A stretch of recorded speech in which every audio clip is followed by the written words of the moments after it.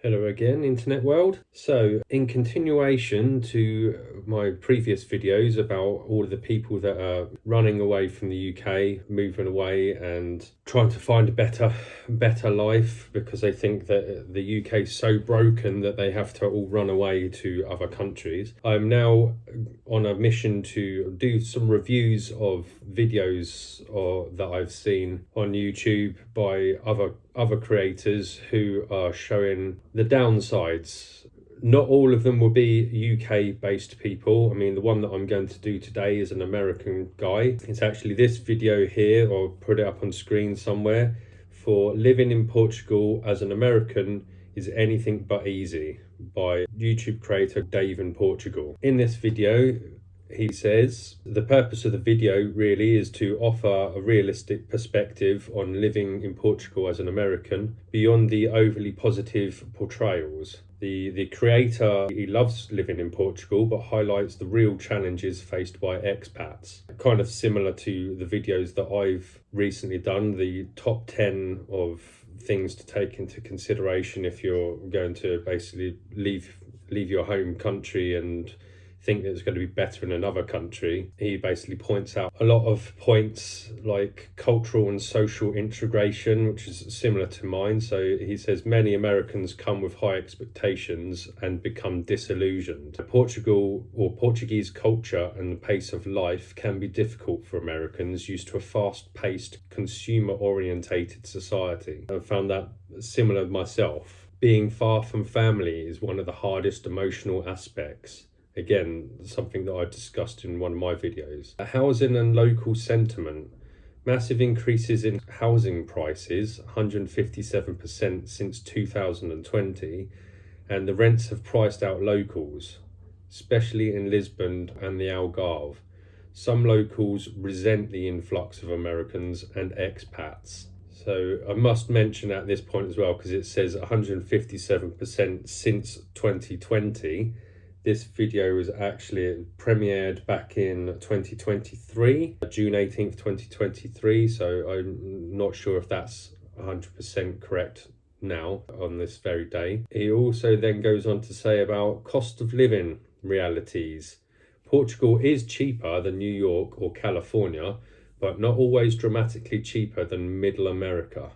Hidden costs include high vehicle prices and sales taxes, highway tolls including Lisbon to Porto costs around €80 for a round trip, expensive fuel and imported goods. Again, similar to what I mentioned in some of my videos, it may seem that it's quite expensive to run a car in the UK, but if you go to another country, you might also find exactly the same thing. It'd be very expensive for you also in other countries. So take all of these things into consideration if you just think you're just going to leave the UK and it's just going to get better for you in another country. I always say this in all of my videos, the grass really isn't greener. In every country you're going to find issues one way or another about something. Also the tax system, another one that I discussed. Portugal's non-habitable, I can't even say that one, NHR, basically, tax benefits only last 10 years and aren't available to everyone. Once expired, expats may face high tax rates.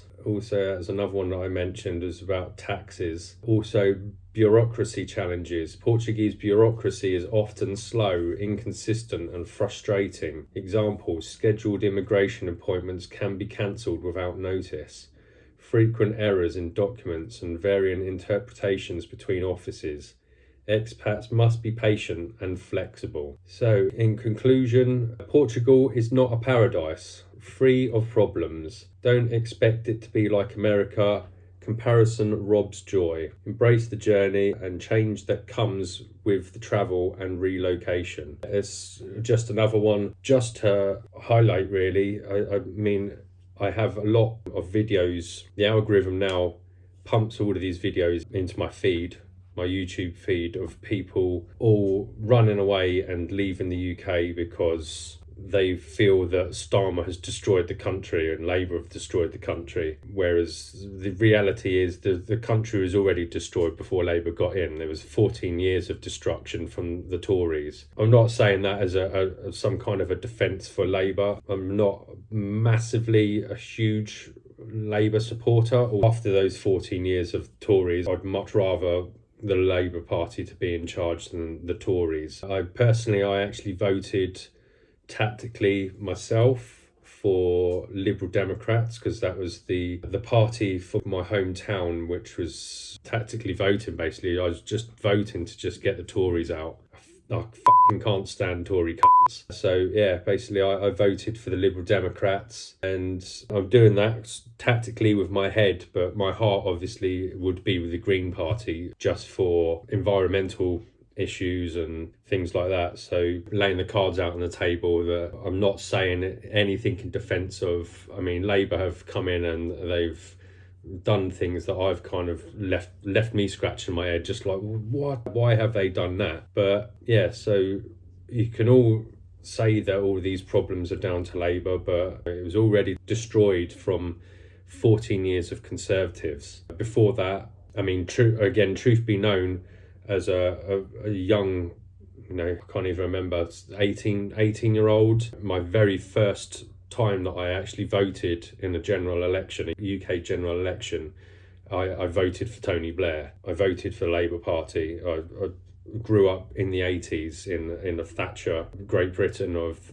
Thatcher, basically, and I just remember everything just being desolate, and everything was just broken, and there had been riots and all sorts of stuff on the news. It was just horrific. So when it got to that moment of being able to actually vote for myself, I'd seen it mostly for me throughout the 80s, all of the Tory party were just these white elderly tossers, basically. So it was a breath of fresh air for me as an 18-year-old to see just this young charismatic guy, Tony Blair. So I voted for Tony Blair back in 1997, I think it may have been, general election. And for me personally, a lot of my life went quite well throughout the 90s under Labour, and everything basically seemed to be going perfectly fine up until 2001, when some craziness happened with people flying planes into great big buildings, and at which stage Tony Blair decided to follow George W. Bush into doing his merry war dance, into going into Iraq and Afghanistan and fucking up those countries and causing a whole shit ton of mess, basically. So things started going quite wrong around then, but then ultimately the main problem, or the main issue, came in 2008 when there was the global financial crisis, and all of that happened, and then everything's just been going to shit ever since then. Basically, it's just nothing's got any better.